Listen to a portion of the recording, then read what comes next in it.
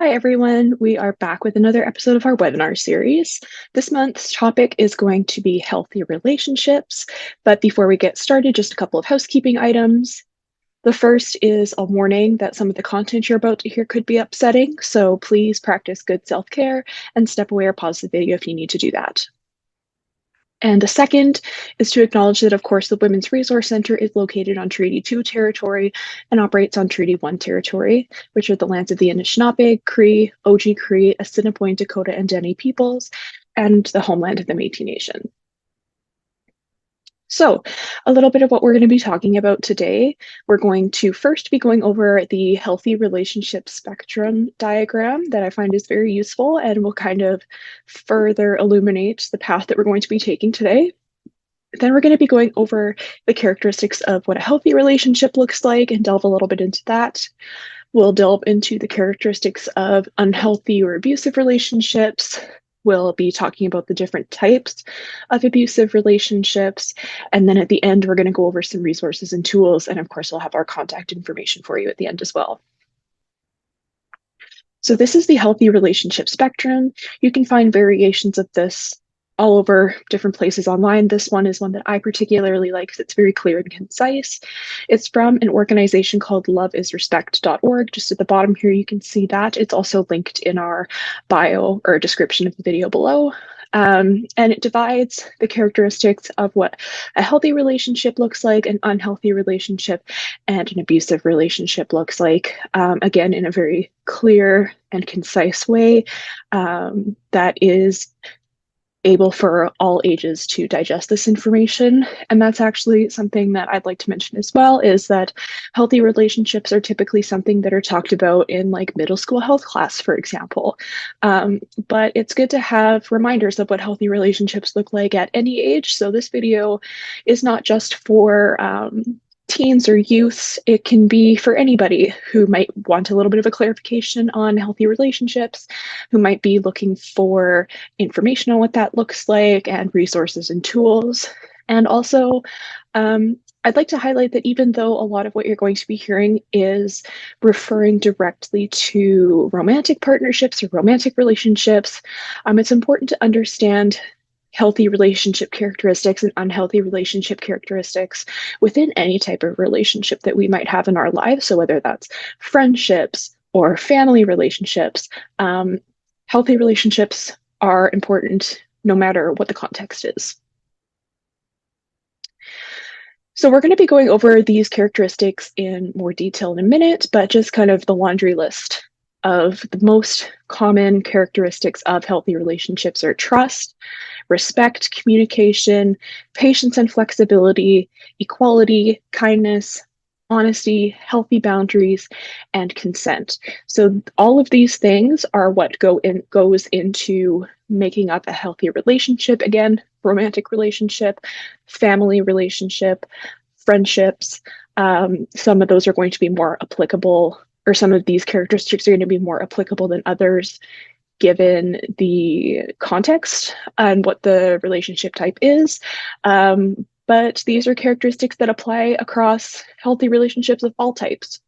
So to start out, we're going to be talking about trust, which many people say is the absolute foundation for a healthy relationship, that you cannot have a healthy relationship without trust, whether it's a romantic relationship or partnership, a family relationship, a friendship. You really need to have that trust as the starting point in order to be able to build a healthy relationship. And trust is when you believe your partner's words and actions match. So you trust that what they say and what they do are the same thing.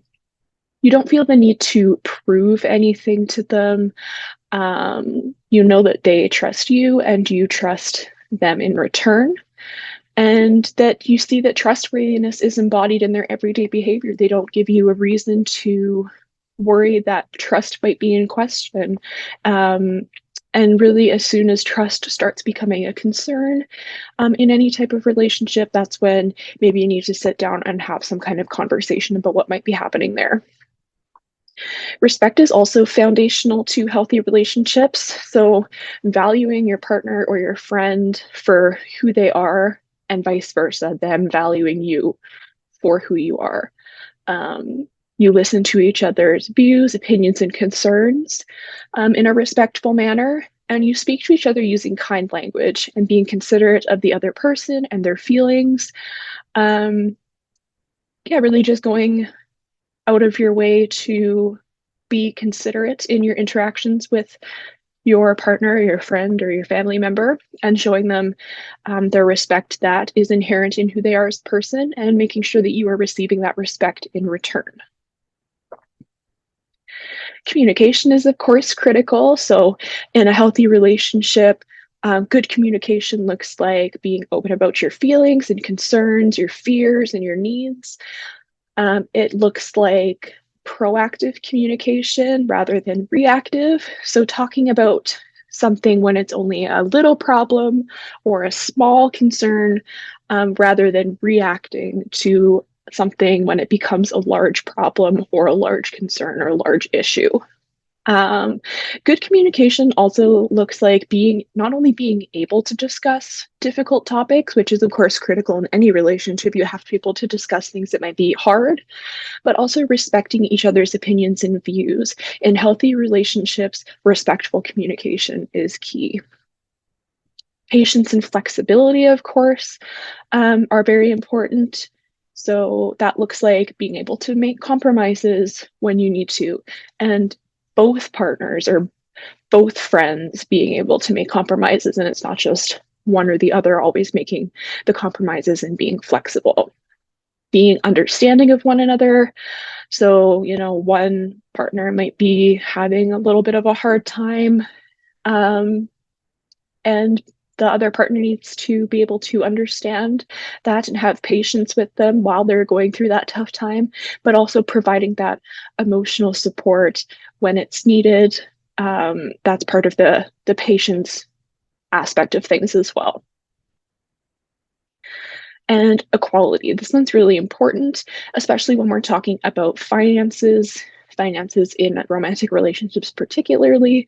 So finances are equally controlled, and both partners are happy with how the finances are divided. Also equality in things like domestic and emotional labor. Those are divided in ways that both are comfortable with. And that is something that in a healthy relationship, domestic and emotional labor might not be divided always equally. Again, if one partner is going through a tough time, perhaps the other partner picks up some of the slack, and it's more of like a 60-40 split at that time, and then vice versa. If partner 2 is going through a hard time, partner 1 might need to pick up a little bit more of that slack. As long as it's divided in a way that both are comfortable with, and you see yourselves operating as part of one team and supporting each other, then that's part of a healthy relationship as well. Kindness is super important, and I know that seems like such a simple thing, but in healthy relationships, partners and friends and family members strive to speak to each other kindly, using kind language as far as possible, being gentle with each other's feelings, being considerate with the ways that you interact with people, and particularly in romantic relationships, showing affection in ways that both are comfortable with. So some people are big on like public displays of affection. Some people might not be. Some people are cuddlers. Some people aren't. Some people are big on, physical intimacy. Some less so. Just so long as you're showing affection, again, in ways that both partners are comfortable with, that's part of that kindness aspect of healthy relationships. Honesty is, of course, critical, and that ties back a little bit to what we were talking about regarding trust earlier. So not withholding information from each other, being truthful. Neither partner is being deceitful or hiding things from somebody else, behaving, and again, in a way that maintains that foundation of trust, and in healthy relationships, feeling like you are able to be honest and able to communicate, again, tied to communication, communicate things even when those things are difficult. That's part of a healthy relationship. And also boundaries. It's important that both partners or friends or whoever have their own hobbies and interests and are able to spend time by themselves without feeling like somebody's going to guilt them when they do that. It's good to be able to have alone time sometimes, and being together every second of every day is not necessarily healthy. Maintaining your sense of individuality is really important. Some people need space, that kind of thing. And that's where practicing consent in all aspects of your relationship comes in. So we always talk about consent with regards to sexual activity, which is, of course, critically important, and always do that. But you want to be practicing consent really in all aspects of your relationship. So, again, talking about things like, what are someone's boundaries with regards to public displays of affection? What are someone's boundaries with things regarding financial arrangements? What are somebody's boundaries related to, I don't know, how much time they need to spend alone in a day? Some people need more alone time than others. Consenting with regards to the division of emotional and domestic labor. So you each have thought carefully about and communicated your boundaries, and you're practicing consent in all aspects of your relationship and making sure both partners are on board with what you're deciding to do in a relationship. And because there has been a lot of discourse online recently regarding boundaries and what they are and what they aren't, there's actually been a lot of misinformation out there about boundaries and what they are and what they aren't. So it's important to note that boundaries are limits that you set for yourself and not constraints that you place on others. So an example of a boundary would be, I need to spend a few hours just by myself decompressing after work every day. That could be a boundary for myself, is that I need some alone time. A constraint that you would place on others is, telling somebody what they're allowed to wear or when they're allowed to go out, or those kinds of things. Those are not boundaries.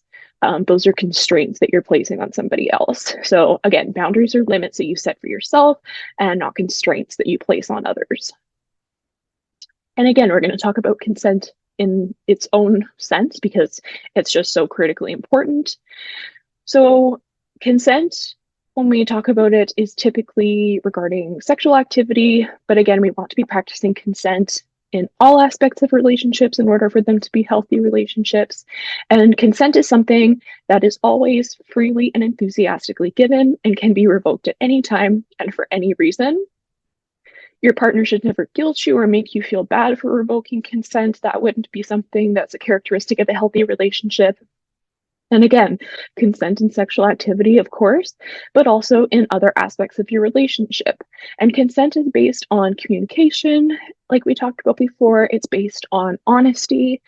And consent is something that can really only be given where there's no pressure or coercion to do that. So having those open and honest lines of communication, being respectful of one another, respecting each other's boundaries, all of these things are interrelated. They relate to each other, they relate to consent, and together they comprise the characteristics of what a healthy relationship is. Now, as we saw in the graphic, there are characteristics of unhealthy or abusive relationships as well, and typically those are just really the opposite of what's happening in healthy relationships. So unhealthy or abusive relationships will typically show dishonesty. There might be controlling behavior present, disrespectful behavior or mean behavior or meanness, a lack of communication or none at all. There might be manipulation or coercion happening. There might be one of the partner is ignoring completely the boundaries of another, causing fear, really crosses that line into unhealthy or abusive relationships. And there are lots of different types of abuse. Lots of times people think that, physical abuse is the only type of abuse that happens, but it's really a lot deeper than that. So most people are familiar with what physical abuse is. It's when one partner is intentionally physically injured in any way, or is the subject of reckless behavior causing physical injury by the other partner. It can leave a physical mark, but the injuries don't always fade and can contribute to lasting physical pain. There can be scarring or recurring injuries, but there can also be a psychological and emotional toll attached to physical abuse. So it's important to reiterate that physical abuse happens, yes, when somebody is intentionally causing physical abuse, but also as a result of reckless behavior that results in physical injury. So the perpetrator may not necessarily have intended, quote unquote, in the traditional sense of the word, to cause physical injury, but because of their reckless behavior, they did, and that is physical abuse. Many people may also be familiar with what sexual abuse is. It's more commonly known as sexual assault or sexual violence, and that's when one partner is forced or coerced into performing sexual acts against their will or is injured during sexual acts. It arises out of a lack of consent, which is what we just talked about a minute ago, on the part of the abusive partner. So sexual abuse is not the fault of the person who has experienced the sexual abuse. It is always the fault or the result of the abusive partner's behavior. And that's something I wanted to be really clear on. Consent, again, reiterating it because it's so important, is something that needs to be freely and enthusiastically given before any sexual interaction and has to be free of coercion in any form. So consent can't be given if there's a huge power imbalance between the two partners and one partner feels like they have to say yes. That's not a true yes because there's coercion at play there, or some kind of manipulation. There's also emotional abuse, which is something that is lesser thought of when we think of types of abuse, but it's the experience of intense, unrelenting criticism, name calling, and put downs, either in private or public. Can also include blaming the other person, false accusations about loyalty or honesty, controlling how somebody spends their time. And there's a subtype of emotional abuse called coercive control that we're going to get to in a minute. That is also really important to talk about. So emotional abuse happens when there's an absence of some of those positive characteristics that we talked about. So a lack of communication, a lack of respectful interaction, a lack of kindness, that can all lead to situations of emotional abuse. Similarly, psychological abuse is when one partner lives with a constant fear of violence or threats of violence against themselves and or their children, friends, relatives, pets, that kind of thing. So it can be one partner is harassing the other at work by calling them repeatedly or showing up unannounced in an attempt to kind of intimidate or threaten them. Someone having their property destroyed, somebody threatening to have children removed or visitation blocked.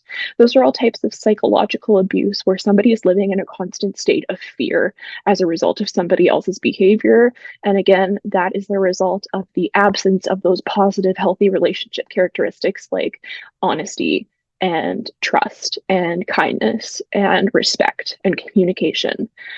Those kinds of things. So when those things are absent, that can lead to situations of psychological abuse as well. Coercive control is a relatively newer concept when we're talking about types of abuse, but it's important that we talk about it because it is distinct in and of itself. It is a type of intimate partner violence or a type of abuse, and it's often experienced at the same time as other types of violence, like physical violence or sexual violence. So if somebody's experiencing physical abuse or sexual abuse, it's very possible that they could also be experiencing coercive control within the context of an unhealthy or abusive relationship. And acts of coercive control are intended to make the survivor feel dependent on the perpetrator through monitoring and controlling their lives and depriving them of independence and freedom. And you might think, well, what does that look like? And it can look like a lot of things. This is not an exhaustive list. This is not everything that makes up examples of coercive control, but it's a starting point just to give you kind of an idea of what I'm talking about. So coercive control can look like isolating somebody from their friends or family or coworkers in an emotional sense, or a physical sense. It could be isolating them geographically, so moving somewhere far away from where somebody's family or friends support systems are. Controlling whether somebody's allowed to work or where they're allowed to work or what hours they're allowed to work, monitoring their online activity, influencing who they're communicating with, having somebody's passwords without their consent, controlling aspects of somebody's everyday life, like where they can go, who they're allowed to talk to, who they're allowed to spend time with, how long they can be out for, when they have to be back, what they can wear, what they're allowed to eat, if they're allowed to eat anything. It can include verbal abuse, humiliating, degrading, or inhumane treatment. It can be controlling finances, taking somebody's paycheck, only doling out a certain amount of money to somebody, restricting somebody's access to bank accounts, not allowing them to have their name on any bank accounts, hiding money from them, not allowing them to purchase necessities when they are in control of the finances. And it can also be placing conditions on, or limits rather, on access to support services like medical care or mental health care. And again, these are acts of coercive control because they are intending to make the survivor dependent on the perpetrator. They have such tight control over the victim or survivor's life that the purpose of coercive control is to make the survivor feel like they can't live without the perpetrator, when this is, of course, not the case. But again, because of the coercive control or type of abuse that they're experiencing, that's the end result. And coming to the end of our presentation here for you today, we have some resources and tools for you. Of course, this is, again, not an exhaustive list. There's lots out there, but the number for Manitoba Victim Services is here, the local Brandon Westman number and the toll-free line. There's a link here to Manitoba Government and Red Cross Canada's Healthy Relationships Toolkit, which is very useful. Cirque Brandon has information on healthy relationships, and they also have information specific to us LGBTQ folks and healthy relationships, which is extremely useful as well. Actually, the New York state government did a really good website on what a healthy relationship looks like. It goes over those characteristics again and provides more detail, so I've linked that here for you. The National Domestic Violence Hotline has a page on healthy relationships that's quite good. Psychology Today has an article written by a healthy relationships researcher on what healthy relationships look like. And as I mentioned before, the Love is Respect website has that graphic that we had at the beginning, and their website link is here as well. And of course, all of these resources and tools will be linked for you in the description below the video. And finally, we are a resource for you. So please feel free to contact us at any time. We have our local phone number and our email here, and we're always happy to help you should you ever need to reach out.